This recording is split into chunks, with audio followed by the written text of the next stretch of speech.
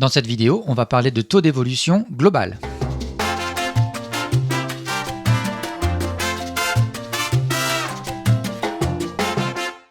On va se prendre une valeur V0, une valeur qui va subir une certaine évolution, dont la valeur finale est notée V1.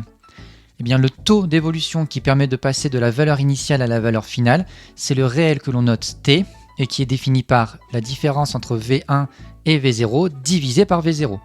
Alors, par exemple, on va imaginer que le salaire de Jean-Kévin passe de 1 700 € à 1 800 €. Quelle est l'augmentation, en tout cas le pourcentage d'augmentation associé ? Dans notre formule, V0 ici vaut 1700, la valeur initiale, et notre valeur finale, c'est 1800, V1. On remplace ces deux valeurs dans notre formule, et on trouve un T, donc un taux d'évolution, environ égal à 0,06. Ça veut donc dire que son salaire a augmenté d'environ 6%. On a une propriété qui nous dit que si une grandeur subit des évolutions successives, T1, T2, T3, etc., eh bien le coefficient multiplicateur global qui va nous permettre de passer de la première valeur à la dernière, c'est en fait la multiplication, le produit de tous ces coefficients multiplicateurs. Encore un exemple. Jean-Kévin passe 210 minutes devant son smartphone par semaine. La semaine suivante, ce temps augmente de 20%.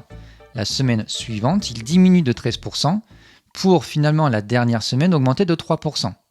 Et là, ce qu'on a envie de faire, c'est se dire 20% moins 13% plus 3%, ça va nous donner en fait l'évolution sur les 3 semaines. Mais non, il faut d'abord regarder les coefficients multiplicateurs sur ces 3 semaines.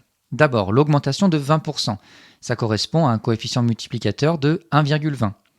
La baisse de 13% correspond à un coefficient multiplicateur de 0,87 et l'augmentation de 3% correspond à un coefficient de 1,03.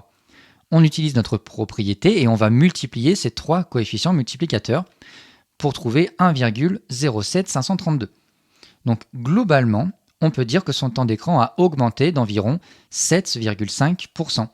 Et puis si on veut déterminer ce temps exact, eh bien on va prendre notre temps initial de 110 minutes, le multiplier par notre coefficient global que l'on vient de trouver, et on va trouver environ 226 minutes.